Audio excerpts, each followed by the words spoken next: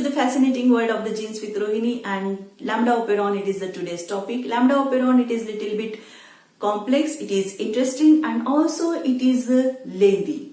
So to cover the lambda operon, we are requiring the 3 videos. In the first video, we are going to look at the structure of the lambda operon. In the second, we are going to deal with the switch towards the lysogeny cycle, and in the third, we are going to concern about the anti-termination and switch to the lytic cycle. So going towards the first video, that is the today's video, structure of the lambda operon. Lambda operon, it is the operon present into the lambda phage. And the lambda phage, it is going to infect the E. coli cells. Lambda phage, it is a temperate phage, and as it is a temperate phage, it has the 2 life cycles. One, it is a lytic cycle. Second one, it is a lysogeny cycle. And according to the environmental conditions in which the host E. coli it is present, it is going to switch from the lytic to lysogeny or a lysogeny to the lytic cycle. That is, at one time it is going to have a 1 life cycle, lytic or the lysogeny. So here there has to be the decision making between the lytic or a lysogeny. A phage, it is going to enter into the lytic cycle or it is going to enter into the lysogeny cycle. For that decision making and to maintain that particular life cycle, there is the requirement of the genes, regulatory genes and the structural genes, and that regulatory and the structural genes, they are clustered into a controlling unit, and that controlling unit, it is called as the lambda operon. Now here we are going to draw the structure of the lambda operon. Here there is the structure of the lambda operon, and here at the center, it is considered at the center there is a C1, and C1 it is nothing but it is the repressor, and that C1 it is also called as the lambda repressor, or it is the immunity region. From the C1 at the leftward it will be called as a left operon, and at the rightward it is a right operon. Okay, so when you are look at the right side of the C1, you are find out there are the genes, and they are the CRO. CRO, it is a repressor of the C1. Then there is a C2, it is an activator. There is the O and the P. For the replication of the lambda DNA, these are required. O, it is the origin of replication. P, it is going to have the primer. Next, there is a presence of the cos site. Cos site, it is a site where there is a circularization of the linear lambda genome into a circular lambda genome. Then there is presence of the Q. Q, it is an anti-terminator. Then there is a S, and there are the R. S and the R genes, they are required for the lysis of the cell. That is, when the progeny phages, they are made into the bacterial cell, that phages, it has to be released into the environment, and for that purpose there has to be bursting of the cell, there has to be lysis of the cell, and to lyse the cells there is a requirement of the proteins, and they are the phage encoded proteins, and they are the S and the R.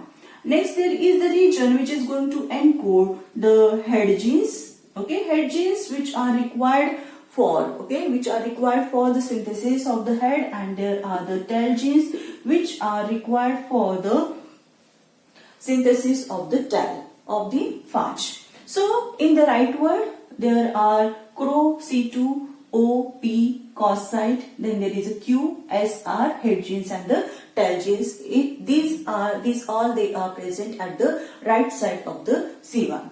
And now when you look at the left side of the C1, you can see that there is a presence of the N, and it is the anti-terminator. Then there is a presence of the C3. C3, it is the activator of the C1. Next, there is the presence of the genes which are involved into the recombination. Okay, recombination genes. Next, there is the presence of the gene, and it is a cis gene, and then there is a presence of the gene, and that it is the int gene. This, it is going to encode the exogenous enzyme which is required for the excision of the lambda DNA from the bacterial genome, and int, it is going to encode the integrase, and integrase, it is required for the integration of the lambda DNA into the bacterial genome, and also it is required for the excision of the lambda DNA from the bacterial genome. And here there is a presence of the site, and that site it is called as an AD site. So when a phage it is going to do the site specific recombination with the bacterial genome or the E. coli genome, at that time the site where there is a recombination, that site it is called as the AD site. Okay, so in this way it is a structure of the lambda operon, and here I have shown you the genes which are involved into the regulation and the genes which are the structural genes, and there are the AD and this O. These two, they are the cis-acting elements. Now going towards the cis-acting elements of the lambda operon. So here first we will see about the cis-acting elements. Here it is the C1. Okay, from the C1 at the rightward direction there are the promoters. Okay, and that promoter it is a PR. R stands for the rightward, PR and the OR. Promoter rightward, operator rightward, and this it is going to do the transcription at the rightward side. And in the rightward side under the PR, which are the genes they are going to come? It is the CRO, then there is a C2, O and the P. Okay, so these are under the control of the PR. Now when we will go at the leftward, okay, in the leftward there is the promoter PL and the operator OL. So leftward promoter and the leftward operator, and under the PL there are the genes, and that genes they are the N, then there is a C3, then the genes required for the recombination, and then there is the ZIS gene, and there is the IND gene. Okay, so these genes, okay, N, C3 recombination gene, ZIS gene and the IND gene, they are present at the rightward side.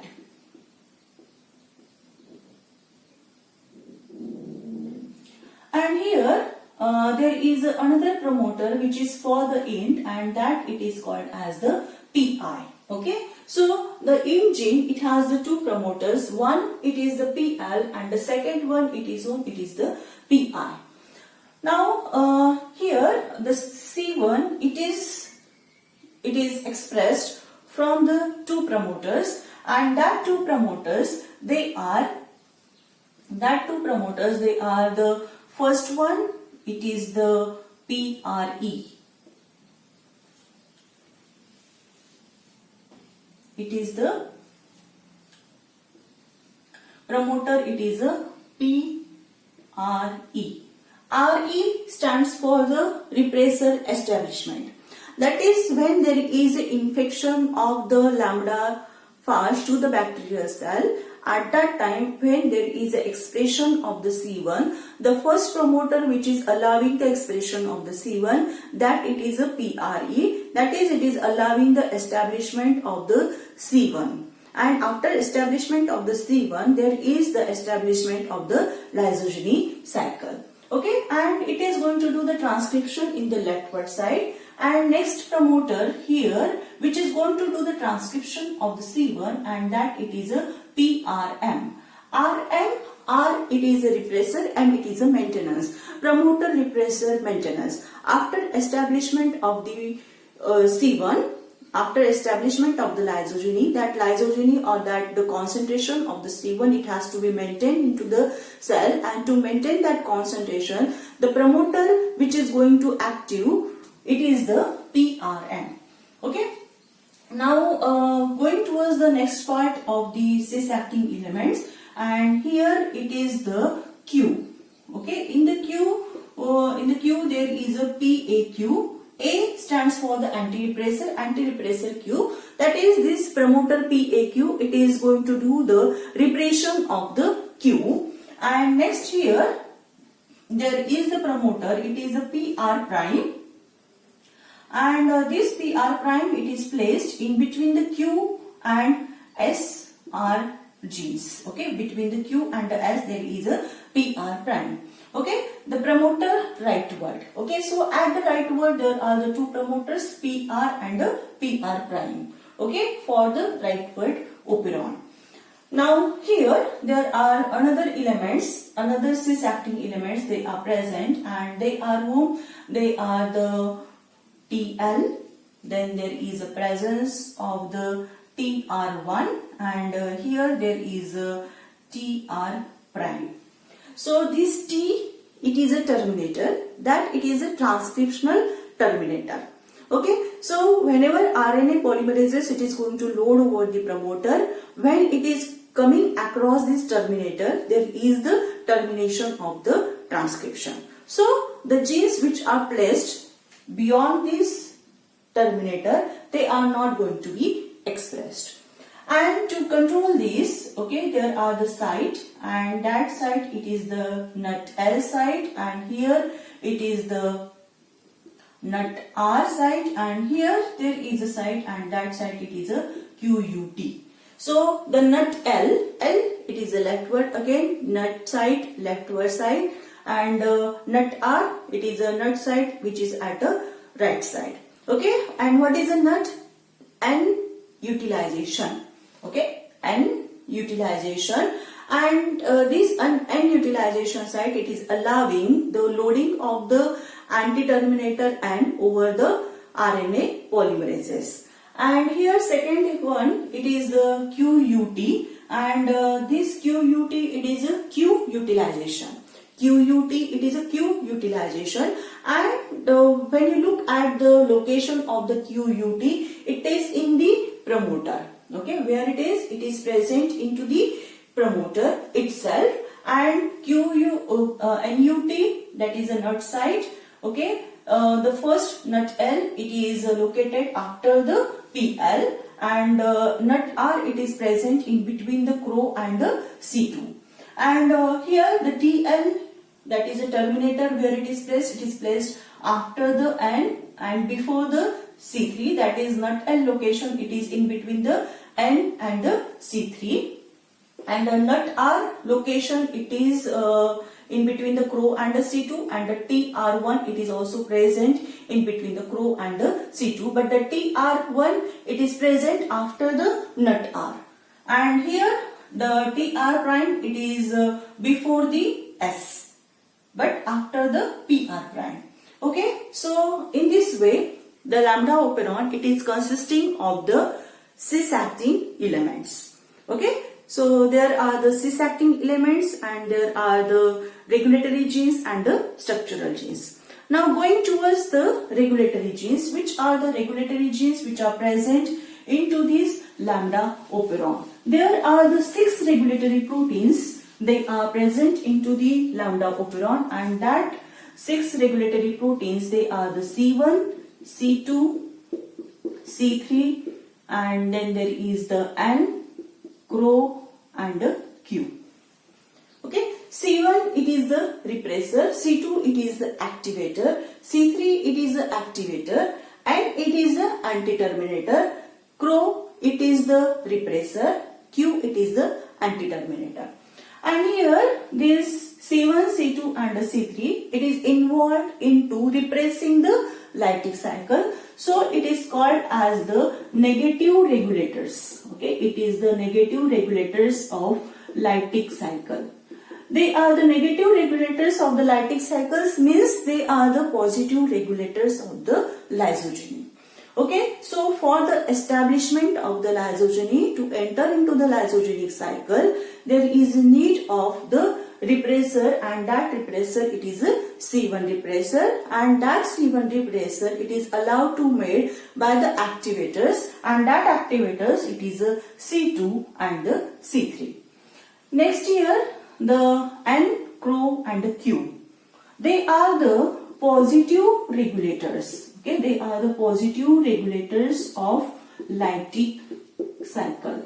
That is, for the establishment of the lytic cycle, or a fast to enter into the lytic cycle, N, CRO and the Q, they are going to help. Okay, so these are the positive regulators of the lytic cycle. Now Here the C1 it is a repressor, and that C1 repressor it is going and binding to this OR and the OL. Okay, so here it is the C1 and here it is the OL, here it is the OR, and the C1 it is going to bound with the OL and the OR. So the binding site of the C1 it is the OL and OR, and by binding to the OL and OR it is going to inhibit the transcription of the N and CRO. Here you can see that PR, OR, and under the PR who is there? There is the CRO, and under the PL who is there? N. So whenever the C1 it is going to bound with the OL and OR, the expression of the N and the CRO it is going to be inhibited. That is, there is a repression of the leftward and the rightward operon, and the leftward and the rightward operon they are involved into the lytic cycle to have the lytic cycle. So the C1 it is going to repress the lytic cycle. And this C2 it is an activator, and this activator it is going to activate the promoter, and that promoter it is a PRE. So when there has to be the initial transcription from the PRE, as a PRE it is a weak promoter, it is requiring the activator, and that activator it is a C2.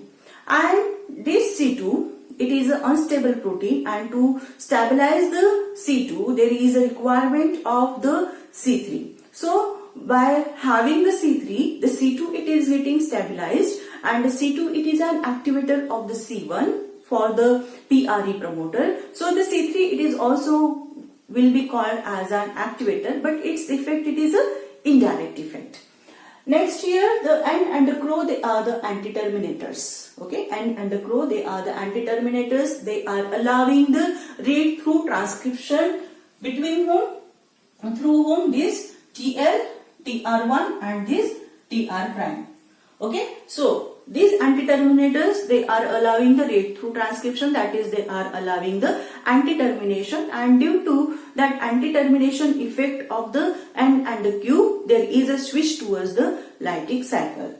Next, going towards this CRO it is a repressor. Under this CRO it is a repressor of the C1.